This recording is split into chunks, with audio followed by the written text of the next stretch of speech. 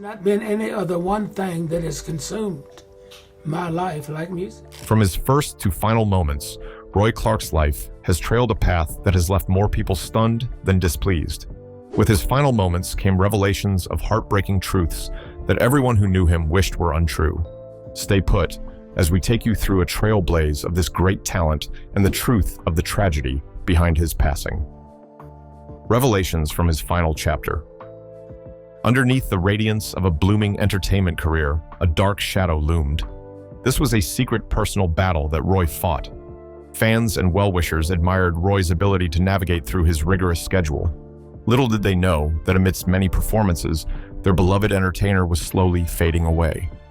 Unknown to them, his life in the limelight would soon give way to life-shattering tragedy for all who had come to know and love him. A life with the visage of a perfectly ascending chart began to reflect some downward decline. Roy shielded details about his personal life from many, thus only a select few were privy to the silent battles he fought behind the cameras. The final chapter of Roy Clark's life closed with notes of irreconcilable pain and grief, leading to the loss of such a genuine human and legendary entertainer. With time, the once ruddy and youthful lad who graced performances with vigor and strummed strings with lightning speed grew into a man with a significant health decline. Weeks of juggling hectic schedules had him performing 6 or even 7 times a week. This led to many sleepless nights, fast food, and hours of performing without proper rest. Decades of road trips were also starting to take an evident toll on his frame. His back, which began to ache ceaselessly, became a constant source of discomfort. This forced him to opt for therapies and treatments that helped to ease the pain. However, they were never enough to ease the discomfort and restore him to full strength. The sad reality was that his youthful days were gone, along with the strength and vigor they once supplied to his fiery passion.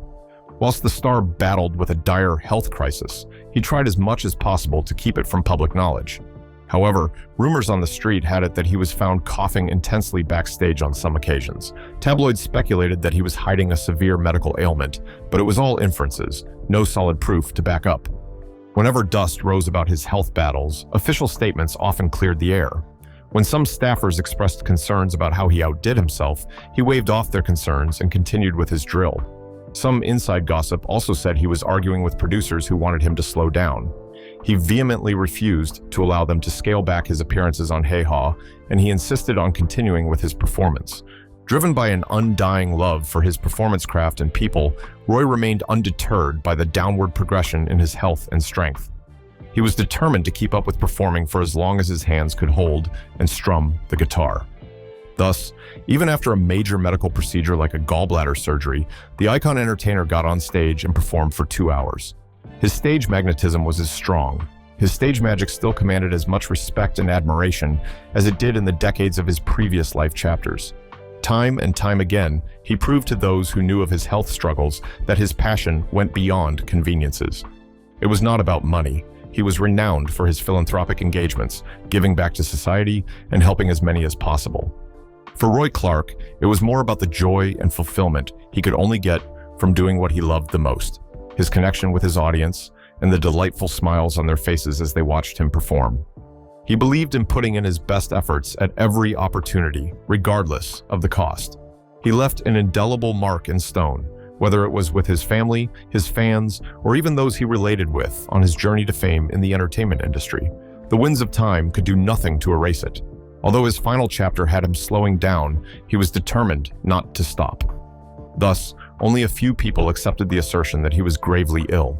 It was not until his last days on Earth that it became glaring to many that behind the wide smiles he plastered on his face, he battled secretly to ward off the claws of death till he finally threw in the towel. The stroke that broke the camel's back was pneumonia. Some news had it that he was diagnosed several months before his passing, while others speculated that it was undetected until it became too late to handle. While pneumonia was gradually shortening the threads of his life, the world was oblivious to the heartbreaking tragedy that was about to hit. It was a sad farewell that many wished never came. His final moments were shrouded in deep tragedy. Fans, friends, and loved ones were left devastated and disappointed at the outcome of fate. Those closest to him were hopeful about his recovery from the pneumonia because of his fighting spirit, which they had grown so accustomed to. However, this time it was different. The iconic star and legendary human made his final exit, this time from the stage of life, on the 15th of November in 2018. Close friends and loved ones surrounded him as he took his final bow in his home in Tulsa, Oklahoma. That day, the world recorded a great loss indeed. More than an entertainer, the world had lost a beautiful soul. He was a man who lit every room he walked into and brought joy to millions through his humor, crafts, warmth, and generosity. His passing marked the end of an era in entertainment, leaving a void that no one could fill. His death was met with an outpouring of grief and tributes from fans, fellow musicians, and loved ones, all highlighting his impact on the world of entertainment, the world at large, and their individual lives. The complications that arose from pneumonia and claimed the life of the country music pillar left an empty stage and an eager audience. Many struggled to come to terms with his demise, chief among whom were his family. Roy Clark, who died at the age of 85, was survived by his wife, who was 61 years old at the time of his passing, his 5 children, and 6 grandchildren. He was preceded in death by his grandson, Elijah Clark. Coming from a large, dotted family himself, he built one before his tragic demise. His children were Roy Clark II, Dr. Michael Meyer, Terry Lee Meyer, Susan Mosier, and Diane Stewart. His grandchildren were Scott Farrington, Brittany Myers, Michael Meyer, Caleb Clark, Josiah Clark, and Susan Corrywell. Despite the heartbreaking tragedy of Roy Clark's final moments, his legacy continues to live on through his soulful acts, craft, and philanthropic works. His incredible talent, infectious personality, and lasting impact on country music remain pointers for remembrance in the hearts of people. His final moments, though tragic, serve as a reminder of the fragility of life and the importance of leaving a legacy that transcends one's lifetime. The legendary Roy Clark.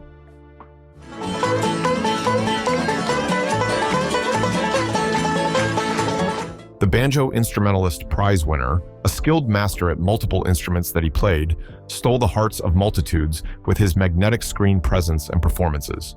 Unlike many before him, a country boy with an irresistible talent and a highly skilled screen mastery that many in his time could only dream of, Roy Clark took his world by storm, blazing trails as he went by.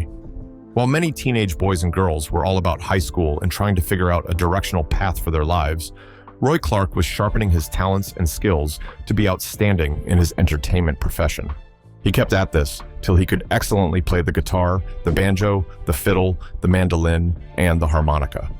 Amongst many things that caused this talent bundle to stand out was his jaw-dropping ability to release music through multiple instruments. As if being a multi-instrumentalist was not enough, his music repertoire spread across multiple genres, leaving his signature mark of humble expertise in many music styles. He was exceptionally skilled at playing classical guitar, producing country music, Latin music, bluegrass, and pop music.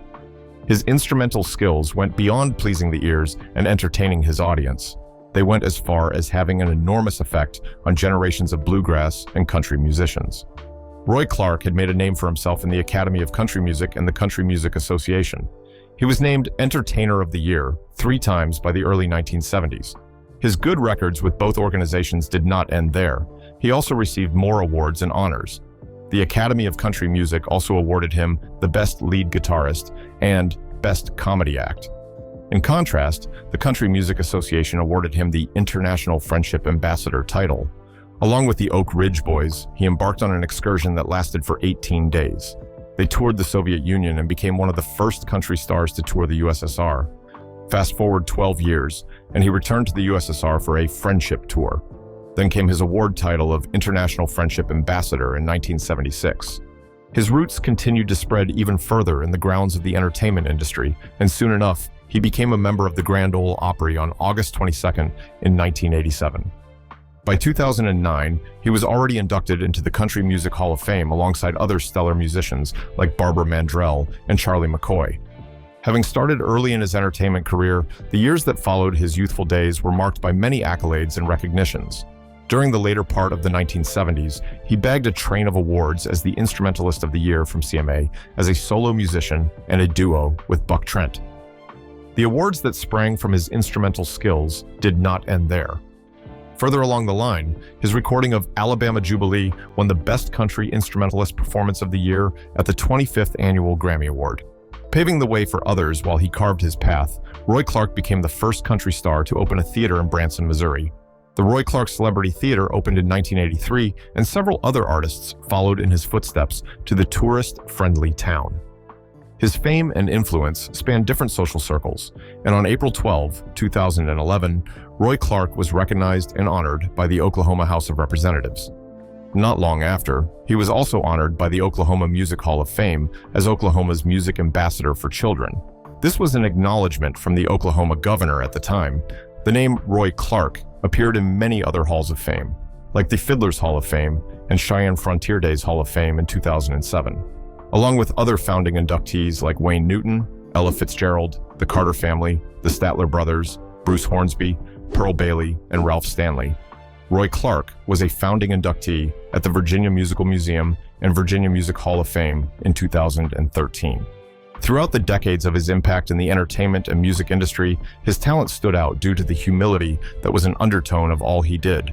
Whether it was on the guitar or any other instrument, a vocal or a television show, as a solo artist or a part of a group, in every segment of entertainment, social, and personal life, Roy Clark stood out. Roy Clark's journey to fame and becoming a legend weren't easy. Growing up in a non-elite background, his passion and dedication made him stand out. It was too long before his selfless dedication paid off. He experienced some promotion and began performing on local radio and television. Roy made a remarkable statement in 2009. He said, "The camera was very kind to me, and I consider myself to be a television baby." He went further to say that he wasn't so talented, but as they used him to fill their time, he got to a point where he looked at the camera and didn't see a mechanical device. He saw a person, and that was himself. This was how his television journey began. Part of Roy's making during his early days was in Nashville, where the then unknown Roy Clark and his friend, a banjo player named David Aikman, also known as String Bean, both worked any stage they could find. During his teenage years, he worked briefly on a show fronted by Hank Williams, opening him up to more opportunities. Roy Clark's deft musicianship caught the ear of Jimmy Dean, who performed on television and radio in the Washington, D.C. area. Dean was so thrilled by Roy Clark's performance that he hired the young musician.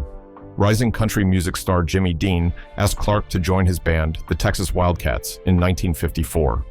Roy Clark was the lead guitarist and appeared on Dean's Town and Country Time program on Whirl AM and YML TV after the show moved to television from radio in 1955. Roy competed in 1956 on Arthur Godfrey's Talent Scouts, a variety show on CBS. It was his first network television appearance, and he came in second.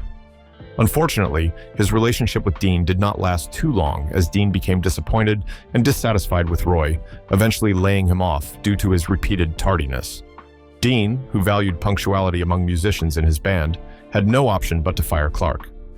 Nonetheless, he gave the young lad some words of comfort. He said, "Clark, you're going to be a big star someday, but right now I can't afford to have someone like you around." As fate would have it, Dean's prediction took some time but came true eventually. After this incident, Roy Clark left DC and never lived there again. During his DC years, he never intended to be a country guitarist. Rather, he played when he liked, which made him feel good. He never intended to begin a recording career or perform on television. In the spring of 1959, Clark appeared regularly on George Hamilton IV's short-lived television series in Washington, D.C. Opening chapters of Roy Clark's life.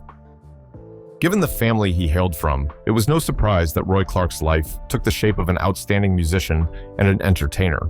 Although he was not privileged to have had a wealthy and infamous background, he had a harmonious and musical family, and for Roy, that was enough to get him to where he needed to be. Roy Clark's roots were as humble as it gets, but rather than hold on to the seeming disadvantage as a drowning weight, he made the most of his years, even those he spent growing up on a tobacco farm in rural Virginia. His father, a tobacco farmer, also doubled as a musician who played a triad of instruments, the banjo, fiddle, and the guitar, while his mother was skilled at playing the piano. Roy Clark's first moments began in Meherrin, Virginia, as he blinked his eyes for the first time taking in his birth surroundings in Meherrin, Virginia.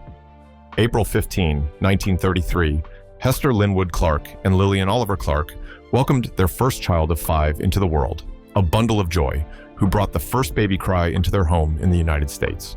Driven by a passion for his now growing family, Hester worked hard to cater to his family's needs. Despite his natural musical inclination, he gave his best at his tobacco farm. He burned the candle at both ends, sustaining his musical affinity while getting his hands dirty with farm work. In all this, he did not neglect paying careful attention to bonding with his growing son and being a good husband to his wife Lillian. Roy's mother, who was skilled at weaving musical melodies through the chords of a piano, was as much involved in her son's upbringing and in supporting her husband. The iconic American entertainer tripled as a musician, a television presenter, and a singer. He was born Roy Linwood Clark. Roy had an admirable relationship with his father, and on the strength of that, he readily learned all three instruments that his father could play. They made a perfect father and son duo, warming hearts with their bond, whether on the farm, in a musical session, or anywhere else. Being the eldest among his siblings, he quickly learned to take responsibility, watching his parents and learning from their actions of discipline and sacrifice. During his teenage years, Roy's father taught him the guitar, and the young lad gave himself to diligent learning and practice until he gained mastery. Within weeks of learning his first chords, the teenage Clark played behind his father at area square dances. Not long after that, he was performing on local radio and television. While growing up in Meherrin, it didn't seem like there was much to him besides being a country boy and the son of a tobacco farmer. However, fate had other plans, and Roy played his part in the script his fate presented him only too well. The result became an enviable future that many could only wish for.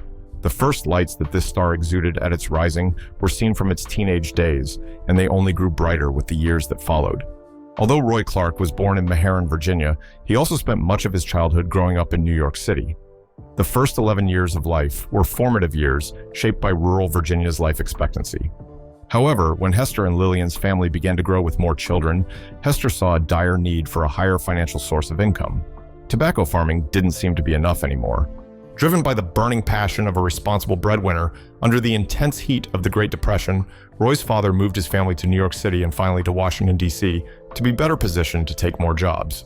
With this, Roy had a new place to call home after 11 years running through farm ridges, playing, learning, and growing on the farm.